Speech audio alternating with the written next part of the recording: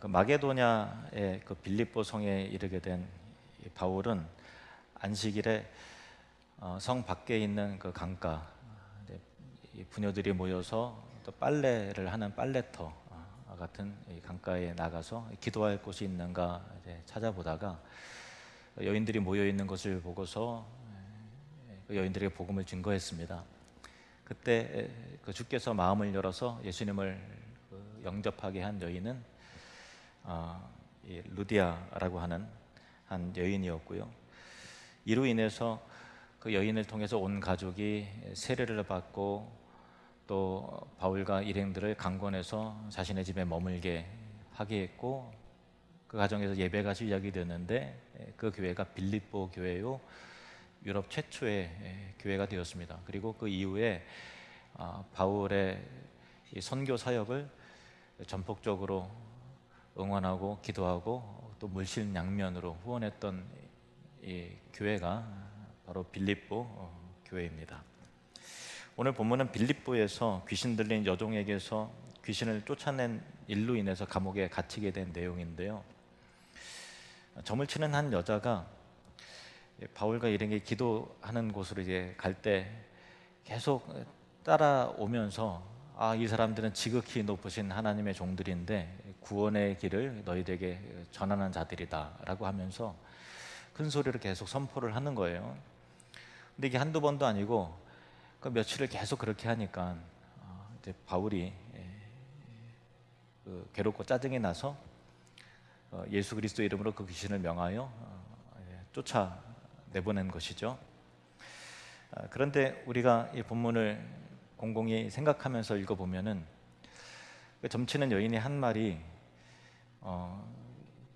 틀리지 않았는데 맞는 말인데 하는 생각이 들고, 오히려 이 사람들이 지극히 높으신 하나님의 아들이요 구원의 길을 너희에게 전하는 자다라고 하는 그것이 오히려 복음 전파의 유익이 아닌가, 그런 의문이 들 수도 있죠. 여러분 생각은 어떻습니까? 하지만 이것은 귀신의 말장난이에요. 그 이유를 좀 살펴보면은 당시 로마는 정치 또 군사적으로 전 세계를 제패하고 다스리고 있었는데 세계인들의 의식, 종교관, 그 문화관 그것까지 바꿔내지 못했어요. 그것은 그 헬라 그 제국의 과거 이 로마 제국 이전에 헬라 시대의 영향을 받아서 종교관이라든가 그들의 의식은 그리스의 영향을 받은 거죠. 헬라. 그리스는 다신교입니다. 다신론이에요.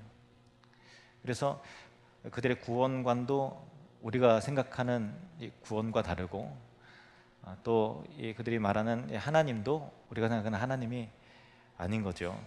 그래서 이 원문에 보면은 구원의 길이라고 하는 단어가 나오는데 정관사가 없어요. 그러니까 유일한 길을 말하는 게 아니라 구원에 이르는 여러 길 중에서 하나라는 것을 원문을 통해서는 좀 더 그 뉘앙스를 알게 되는데요.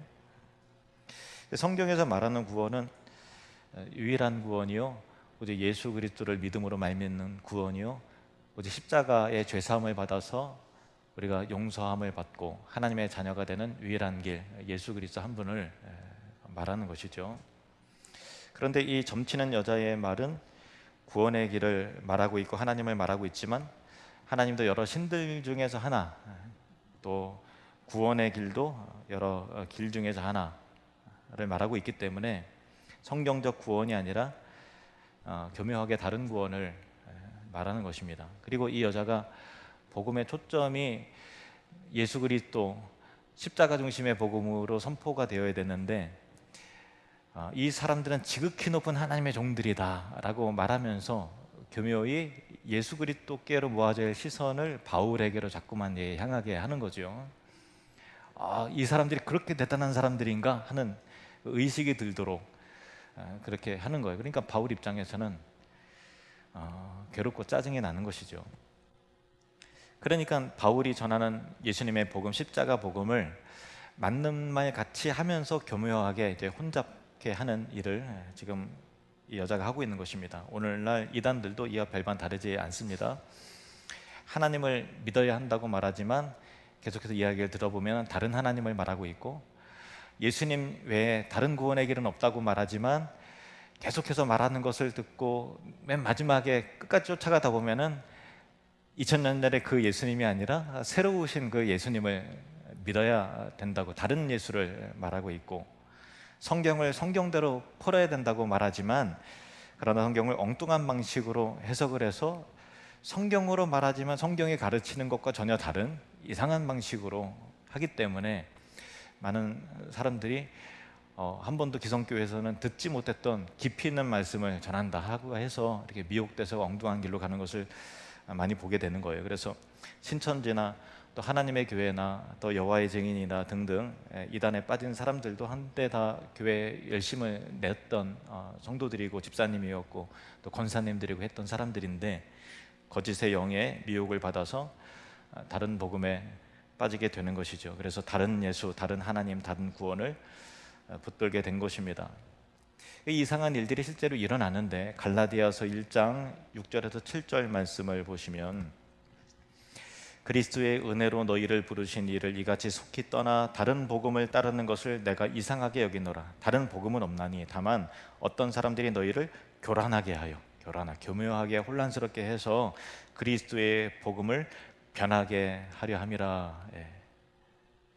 그러면 바울이 전하는 이 복음과 바울이 전하는 예수 그리스도의 복음, 십자가 중심의 복음과 교묘하게 뭔가 섞여져 있는 그 다른 복음을, 가짜 복음을 어떻게 분별할 수 있을까요?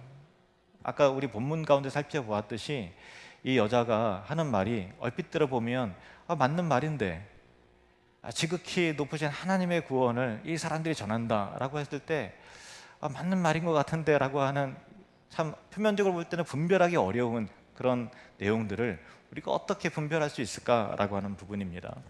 요한 2서 1장 9절 말씀입니다. 요한 2서 1장 9절.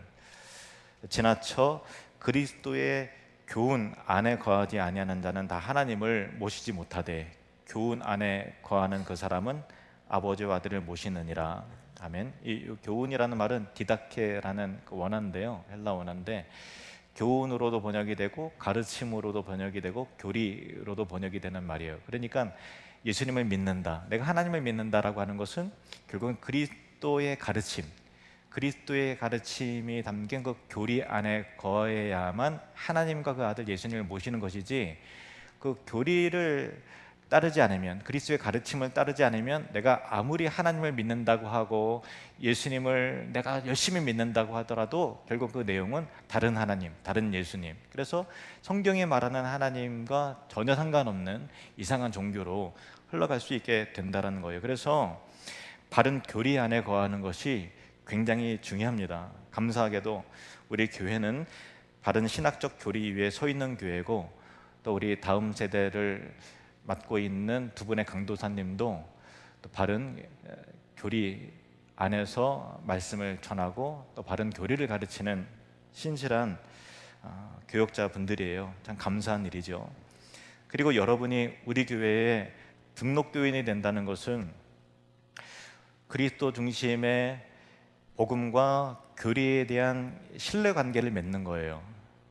예를 들면 이래서는 안 되는 거죠. 내가 이 교회가 마음에 들고 집에도 가깝고 사람들이 좋아, 예배 분위기도 좋은 것 같아. 그런데 이 교리는 내가 따르지 않겠어.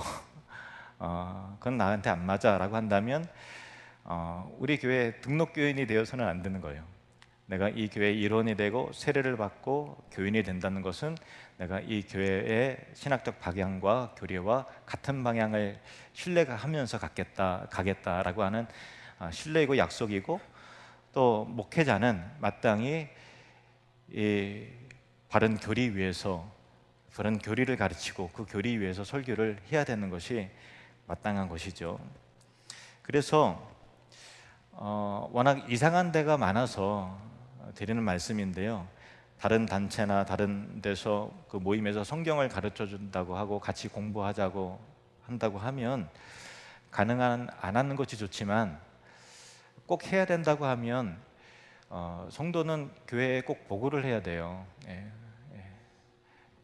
보고를 해야 되고, 암만 이게 허락을 안 해줄 것 같은데 라는 느낌이 들면 하면 안 되죠. 그렇죠. 목사님 허락 안 해줄 것 같은데 라고 하면 하면 안 되는 거예요. 그러니까 여러분이 우리 교회 등록교인이 된다는 것은 그런 책임과 의무가 있는 것이고, 혹 여러분에게 다른 성도님이, 우리 교회 다른 집사님이나 다른 권사님이나 아무개가 성경을 기가 막히게 가르치는 모임이 있는데, 집사님이 생각해도 우리 교회는 좀 수준이 낮잖아, 그러니까 깊이 있는 데 가서 좀 공부하자라고 하면 꼭 교회에 교육자에게 보고를 해주십시오. 제보가 꼭 해주셔야 그것이 교회를 지킬 수 있고 여러분의 심령을 지켜낼 수 있는 유일한 방법입니다. 아시겠습니까? 아무튼 점치는 여자가 교묘하게 사람들의 시선을 엉뚱한 데로 돌리게 하고, 맞는 얘기인 것 같은데 결국은 그 내용은 다신교적인 그런 얘기를 하니까 바울이 괴로워서 예수의 이름으로 귀신을 쫓아내는 것이죠. 그런데 이 귀신 들린 여자가 이 지역의 사람들의 미래와 운명을 점쳐주기 때문에 그 주인들에게 큰 금전적인 이익을 가져다 주는 사람인데, 그러니까 이 돈벌이였죠. 사업의 핵심이었던 거예요. 그런데 더 이상 귀신이 떠나가니까 점을 못 치는 거예요. 그러니까 이 주인들이 수익 근원이 끊긴 거예요. 그러니까 분노가 일어나는 거죠. 근데 사실은 이 귀신의 노예였던 이 여자가 해방이 되었다면 얼마나 감사한 일이에요. 어둠의 흑암의 세력에서 건짐을 받았다면 정말 기뻐하고 축하해줘야 되는데 참 못된 사람들이에요. 돈으로만 생각하는 거죠. 돈벌이 수단으로만 생각하는 거예요. 그래서 이 주인들이 화가 나서 바울과 실라를 잡아다가 광장에 있는 관리기를 끌고 가서 이제 모함하고 고발을 하는 것인데, 이 사람들은 유대인인데 로마인 우리가 전혀 따르지도 못하고 또 받지도 못할 괴상한 풍속을 전하고 빌립보의 시의 질서를 굉장히 어지럽히고 혼란스럽게 만드는 흉악자들이다 라고 말을 하는 겁니다. 그래서 관리들이 바울과 실라를 잡아다가 옷을 찢고 옷을 벗기고 매로 때리고 깊은 옥에 가두고 그 발을 착고에 채운 것입니다. 22절에서 24절 말씀, 22절에서 24절. 무리가 일제히 일어나 고발하니 상관들이 옷을 찢어 벗기고 매로 치라 하여 많이 친 후에 옥에 가두고 간수에게 명하여 든든히 지키라 하니, 그가 이러한 명령을 받아 그들을 깊은 옥에 가두고 그 발을 착고에 든든히 채웠더니. 우리가 이제 문자 속에서 읽으니까 뭐 짧게 돼 있으니까 별로 이게 실감이 나지 않아요. 고생 많이 했겠구나, 뭐 그 정도는 알 수 있겠지만 구체적으로는 모르잖아요. 그 당시의 사람들도 아니고. 그런데 여기서 관원들이 때리는 그 매는요, 그 과거 로마 시대 때는 매만 전문으로 때리는 사람들이 있어요. 매 전문가. 그냥 막 회초리를 몇 대 때리고 마는 게 아니라 살이 찢어지고 살점이 뚝뚝 떨어져 나가고 피가 막 터져 나가고 할 정도로 매를 때리는데 하루 종일 이렇게 맞는 겁니다.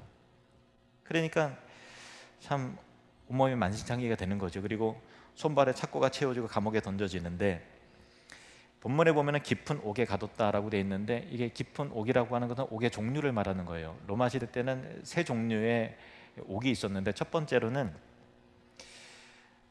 이제 잡범들이 들어가는, 일반 범죄자들이 들어가는 이제 코모니어라는 보통 감옥이 있고요. 둘째는 인테리어라는 감옥인데 중범죄자들이 들어가는 감옥이에요. 세 번째 감옥은 플리아노이라고 하는 감옥인데, 여기 본문에 나오는 깊은 옥, 깊은 감옥이라는 거예요. 그러니까 이 감옥은 그 도저히 용서가 안 되는 이 정치범이라든가 사형수들만 모아다가 가두는, 한번 들어가면은 살아서는 못 들어오고 죽어서 나올 수 있는 그런 감옥에 바울과 실라를 여기 가둔 거죠. 그러니까 로마 정부 당국에서 바울과 실라를 체포해서 이 지하 감옥에 가두었을 때는 그 의도 자체가 살려둘 마음이 없는 거예요. 그런 상황 속에 이 바울과 실라 처한 겁니다. 근데 이 성교의 여정 가운데서 함께 했던 사람들이 바울과 실라만 있는 것이 아니라 누가도 있고 디모데도 있잖아요. 근데 디모데는 혼혈인이었어요. 누가는 이방인이었습니다. 바울과 실라는 순수 유대인이었죠. 근데 이 바울과 실라만 잡아다가 했다는 얘기는, 이 이방인들은 몰라도 이 유대인 두 사람은 반드시 우리가 죽여야 되겠다라고 하는 어떤 그 인종적인 그 차별과 또 당시의 유대인들을 얼마나 혐오했는지에 대한 그런 내용인 거고요.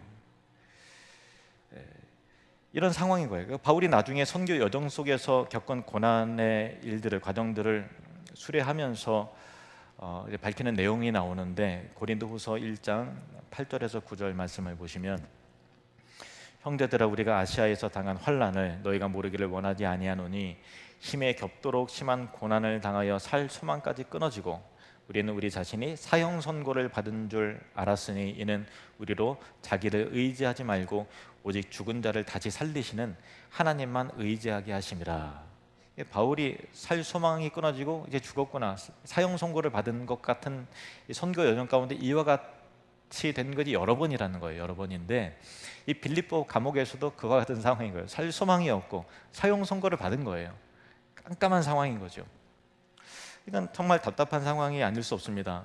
본래 마게도니아에 온 것도 바울이 의지대로 했습니까? 아니에요. 그냥 하나님께서 계속 가던 길을 막으시고 또 환상을 보여주셔서 하나님 명령에 순종해서 오는데, 하나님이 얼마나 기쁘셨으면은 5일 닷새길을 이틀밖에 안 걸리는 쾌덕정을 타고서 보내시고, 도착하고 나서 이제 본격적으로 전도할 만하니까 지금 이렇게 감옥에 가두는데, 보통 감옥도 아니고 살아서 못 들어오는 감옥에 하나님이 보내셨으니 바울의 입장에서 얼마나 이해가 안 되고 답답했겠습니까? 하나님 해도 너무하지 않습니까? 제가 뭐 여기에 오겠다고 한 것도 아니고 그냥 하나님의 마음에 감동 주셔서 순종하고 열심을 내서 복음을 전한 것밖에 없는데, 정말 하나님 저에게, 그리고 우리에게 이러시면 안 되지 않습니까? 라고 하는 그런 감정과 마음이 들어서 따지고 싶었을런지도 모릅니다. 근데 본문은 의외로 이렇게 되어 있죠. 25절 말씀 우리 같이 읽겠습니다. 시작. 한밤중에 바울과 실라가 기도하고 하나님을 찬송하며 죄수들이 듣더라. 여기 이 한밤중에라는 말은 때를 가리키는 말이지만은 동시에 바울과 실라가 처한 그 상황을 이중적으로 담아내는 묘사예요. 그러니까 한밤이 바울에게 처한 상황이, 빛도 한 줄기 들어오지 않고 앞이 보이지 않는 어둠이 드리워지는 깜깜한 상황에 몰렸다라는 것입니다. 그때 바울과 실라는 하나님께 기도하고 찬송하는 것인데, 사실 기도는 그냥 이해는 되죠. 왜냐하면 평소에 기도 안 하던 사람도 죽을 지경이 되면은 갑자기 새벽기도 나오기 시작하고 막 하나님 살려주십시오 하고 막 이렇게 안 하던 기도도 자동으로 하지 않습니까? 예수 믿는 사람이라면. 그러니까 이와 같은 상황 속에서 바울과 실라가 기도했다, 살려달라고, 구원을 하나님을 찾았나 보다, 쉽게 뭐 이해는 될 수 있는데, 논리적으로 이성적으로 이해되지 않는 부분은 하나님을 찬송했다라는 거예요. 단순한 찬송이 아니라 기뻐하고 감사하면서 은혜의 마음으로 하나님을 찬송했다라는 거예요. 어떻게 이게 가능했을까라는 것이죠. 다윗의 시편을 보면요, 정말 답답하고 암담한 상황 속에서, 절망 속에서 눈물로 하나님께 하소연하면서 부르짖어 기도하는 내용들이 나오는데, 그 기도 중간에 갑자기 감사로 바뀌고 하나님을 찬양하는 걸로 시가 마무리되는, 기도가 마무리되는 게 굉장히 많이 있어요. 그 중에서 시편 57편을 소개를 하겠습니다. 57편 1절 2절 보면은 이 기도의 때는 다윗이 사울을 피하여 굴에 있던 때라는 거예요. 왜 피했을까요? 사울이 죽이겠다고 하니까 정말 목숨이 파리 목숨 같이 위태로운 상황 속에서 밖에 돌아다닐 수가 없는, 계속 수색을 하고 정찰을 하고 막 찾으니까 깜깜한 굴 속에 들어간 겁니다. 거기서 기도하는데, 하나님이여 내게 은혜를 베푸소서, 내게 은혜를 베푸소서. 내 영혼이 죽기로 피하되 주의 날개 그늘 아래에서 이 재앙들이 지나기까지 피하리이다. 내가 지존하신 하나님께 부르짖으며 곧 나를 위하여 모든 것을 이루시는 하나님께로다. 굴 속에 들어가요. 못 찾을 정도로 들어갔으니까 얼마나 깊이 들어갔겠어요. 그러니까 깜깜하죠. 눈앞도 깜깜했을 겁니다. 빛도 보이지 않는 상황 속에서 살려달라고 은혜로우신 하나님께 이 재앙들이 지나가기까지 내게 은혜를 베풀어 달라고 기도하는 다윗의 모습을 봅니다. 그런데 이 굴 속에서 기도할 때 놀라운 반전이 나와요. 7절부터 11절 말씀 보면은 그 반전은 뭐냐? 하나님이여 내 마음이 확정되었고 내 마음이 확정되었사오니 내가 노래하고 내가 찬송하리이다. 갑자기 이러는 거예요. 내 영광아 깰지어다. 비파야 수금아 깰지어다. 내가 새벽을 깨우리로다. 주여 내가 만민 중에서 주께 감사하며 문 나라 중에서 주를 찬송하리이다. 주의 인자는 커서 하늘에 미치고 주의 진리는 궁창에 이르나이다. 암담한 속에서 정말 고독한 순간에 깜깜한 속에서 기도하는데 하나님의 영광에 휩싸이니까 만민 중에서 열방 중에서 하나님을 찬양한다 그래요. 그러니까 바울의 마음과 심령은 갇혀 있지 않았어요. 열방 중에 거하시는 높으신 하나님, 주의 인자는 커서 하늘에 미치고 주의 진리는 커서 주의 진리의 궁창에 우주 가운데 임하시는 높으시고 광대하신 위대하신 하나님의 그 영광에 압도되어서 설명할 수 없는 감사와 은혜와 그 기쁨이 차고 넘치는 거예요. 이 다윗은 11절 말씀 뭐라고 하나님을 예배하느냐 같이 읽겠습니다. 시작. 하나님이여 주는 하늘 위에 높이 들리시며 주의 영광이 온 세계 위에 높아지기를 원하나이다. 아멘. 이 정말 흑암 속에 밖에서는 다윗 어디 있어 하면서 사울이 막 군사들과 함께 찾아 막 돌아다니고 암담한 속에서 기도하는데 다윗은 하나님의 영광과 은혜에 사로잡히니까 하나님의 임재를 경험하니까 마음은 열방과 우주 가운데 있고 높으신 하나님을 예배하고 찬송하는 거, 이게 뭐 논리적으로 설명이 안 되는 거예요. 앞뒤가 안 맞잖아요. 근데 앞뒤가 안 맞는 헤아릴 수 없는 은혜와 영광이 다윗에게 임한 거예요. 이게 영성이고 이게 믿음의 세계라는 것입니다. 바울과 실라도 한 줄기 빛도 없는 지하 감옥에서 기도하면서 이 다윗이 경험했던 이와 같은 영적인 체험을 하는 것입니다. 하나님의 거룩한 영광과 구원과 은혜를 경험하는 거예요. 그래서 바울과 실라는 감사의 고백을 하면서 하나님께 영광을 높이면서 찬송을 하는 것이죠. 저는 바울과 실라가 이성적으로 하나님의 계획하심이 다 납득이 되고 이런 이유 때문에 여기 보내셨구나 라는 것들이 다 설명이 되었기 때문에 감사하고 찬송하는 것이 아니라 그냥 하나님의 임재 안에서 자유케 된 거예요. 그 아픔이 다 잊어지게 된 것이고 지금 죽어도 지금 이 고난 가운데 죽어도 여한이 없을 정도로 지금까지 사용해 주신 것만으로도 감사하다라는 그 기쁨과 설명할 수 없는 은혜와 헤아릴 수 없는 그 감사가 이 바울과 실라 안에 있는 것이죠.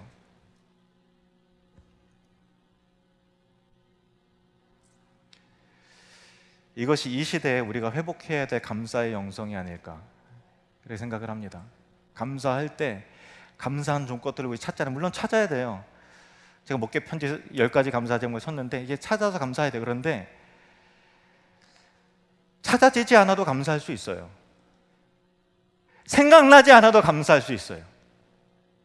하나님의 계획과 방법이 도무지 이해가 되지 않는 상황에 일지라도 고난받고 살점이 떨어져 나가고 피가 막 터져 나오는 그 상황 속에서도 하나님의 은혜를 경험하니까 깜깜한 흑암에 갇힌 것과 같은 이 감옥 가운데서도 하나님의 임재를 경험하니까 내 안에 예배가 회복이 되고 찬양이 회복이 되고 감사가 회복이 되더라는 거예요. 이것이 이 시대에 하나님께서 찾으시는 영적인 사람이요, 저와 여러분이 회복되어야 될 감사의 은혜가 아닌가 그렇게 생각을 합니다.